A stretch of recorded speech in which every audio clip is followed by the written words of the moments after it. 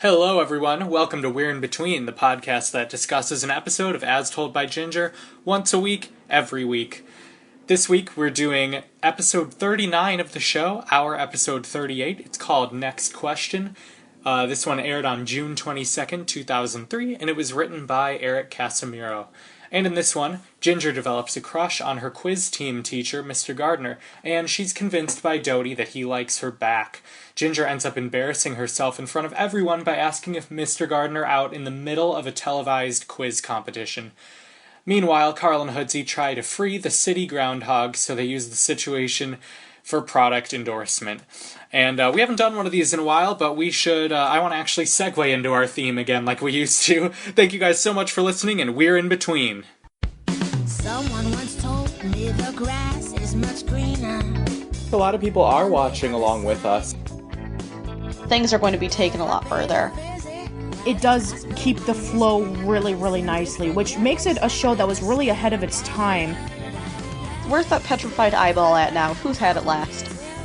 Macy is amazing, and she doesn't care about what other people think about her. Don't you feel like maybe Dodie represents the instinctive, animal, ugly part of us? I might have just been having a bad day when I gave it the meh. At Camp Caprice, priest, we don't sing mooses, we sing these. Someone once told me the grass is much greener on the other side. Now, right before we discuss about this episode, so, Casey, almost a year ago, you were on one of my live streams discussing about least favorite episodes of Hey Arnold that one of our listeners asked. And one of your least favorite episodes of the series involves with a teacher who, comes into the students' lives, and a particular student has a crush on them. And we're referring to the Hey Arnold episode in which Arnold has a crush on Miss Felter. And in this episode, Ginger has a crush on her teacher. Yeah, I too noticed the similarities, and I will say that Ashley and I recently covered the episode, or maybe I think it was Ray and I for the Substitute Teachers episode, covered it, and I softened my opinion on the episode a bit. I in my head didn't remember just how unaware the teacher was of the whole thing, and it made it less creepy for me. It was just a misunderstanding.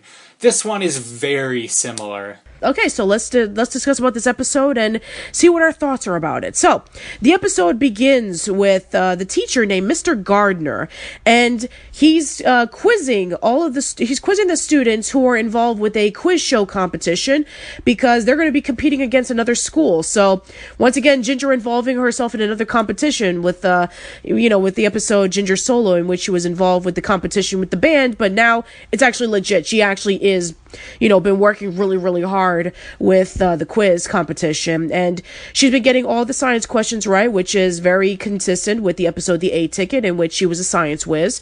And Mr. Gardner is giving her a lot of compliments, saying that she does really well with answering the questions, and Ginger is starting to notice about Mr. Gardner in a different way than we've seen her react to other teachers in the series. Yeah, that is true.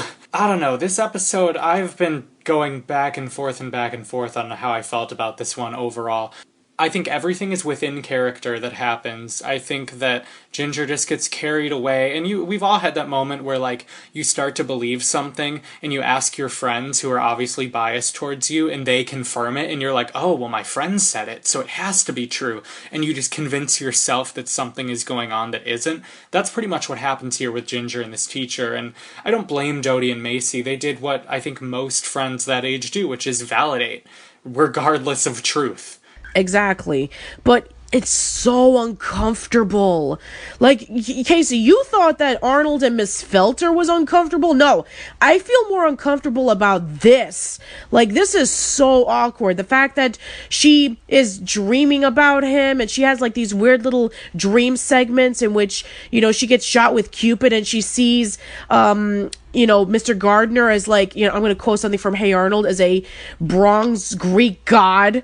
So, yeah, it's a little bit awkward. I mean, here's the thing. This is a trope that I've seen in numerous shows about the student having a crush on the teacher, which, yeah, I mean, trust me, at least it's not a substitute teacher. We'll get to that next week.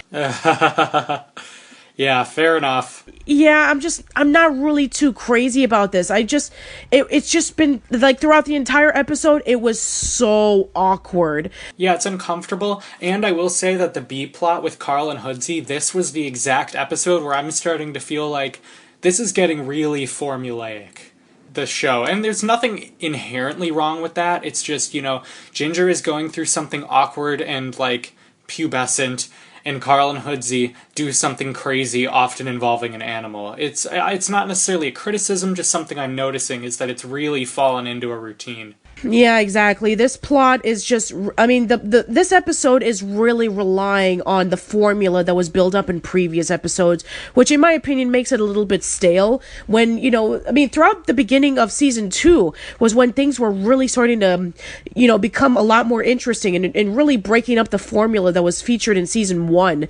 But I guess for season 2, they were starting to run out of ideas, or they were saving up a lot of their ideas for season 3, which we'll definitely get to in the next couple of weeks.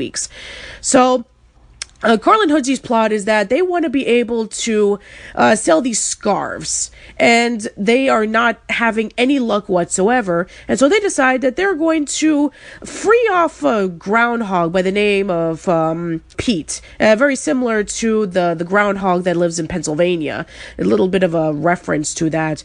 And so they decide, okay, we're going to free this groundhog right before they reveal it on Groundhog's Day to see if it sees a shadow.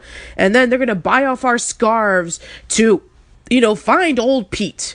And yeah, this is your typical Carl and Hoodsey plot in which they're going to be scamming somebody so that they can be able to make a profit.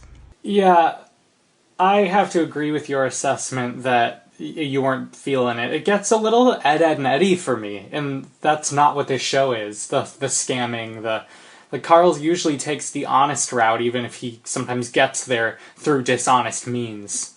Yeah, I guess this is why for some people they kind of criticized As Told by Ginger when it first came out, because they felt it was like really stereotypical and cliche, which, episodes like this do not help it whatsoever. Right. And of course we know better. We know that it's a nuanced, incredible show, but not every episode is. But seriously, I mean, Carl and Brandon singing that Teen Seal Girl song was pretty hilarious. And with Hoodsey's face, it's so priceless. Yeah. But another thing, we even mentioned this to Darren when we had him on the podcast, is that the chicken came back. And the chicken is back, but for only like 1 second. I know, I was so excited. Yeah, I noticed it, and I thought of our friend Darren and that whole thing. But other than that, that's pretty much the best thing about this episode. The episode just pretty much staggers from here. So going back into Ginger's plot again. So while they're at the food court, Ginger is imagining of Mr. Gardner's ears and how cute they are, and he just so happens to be there eating a hot dog, and Dodie and Macy are looking at him fondly, the way that he chooses food 25 times, and that he has a napkin finesse, and then he has a nice sweater, and that his ears are cute. And then Ginger immediately says, okay, it's official, guys, I have a huge crush on him. And they're really excited, and I'm like, no, come on, you're 12, he's 40. Yeah, how she doesn't get that. And she does at the end. She says, I feel so stupid or whatever. And I don't know. We'll get to my favorite line of the episode in a bit, unless you feel like we're there already, the lowest moment. I really don't care. Let's just do it. First Lois says, you're not the first student to have a crush on a teacher. You're just the first to do it on public access, which was so shady and great. Then, they're in the bathroom, and Ginger's all upset because she confessed her love to him during the quiz, and it was so uncomfortable and embarrassing, and why did she do that? It's rough. And Dodie's comforting her in the bathroom, and Lois comes in, and Dodie goes, I better go and leave this to a professional. And, Dodie realizing her place for once was some great character growth.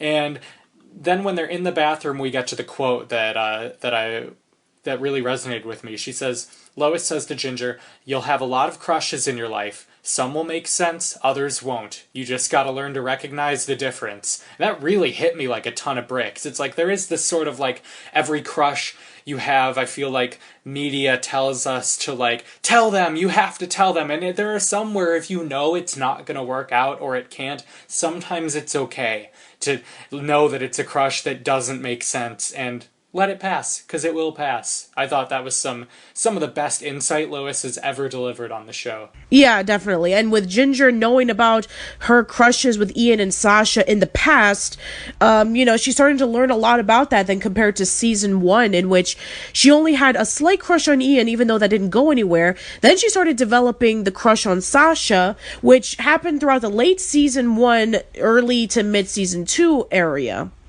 Now Ginger is really starting to learn about love and crush. So I guess that is an important lesson, but the destination is good. The journey is a massive train wreck. Like the fact that the quiz is happening and she's not saying a single answer to any of the questions. She's just incredibly nervous about, should I ask him? Should I not ask him? Should I wait? Should I say it right away? And so, because of her incompetence, saying, Mr. Gardner, I was wondering if we can go out for dinner or something. And then, that pretty much just lets the other school take advantage of the fact that, Ginger didn't say the right answer to the question, and so they were able to win for the 8th year in a row. They were really close to winning, too. So, yeah, Ginger pretty much just blew it for her entire class.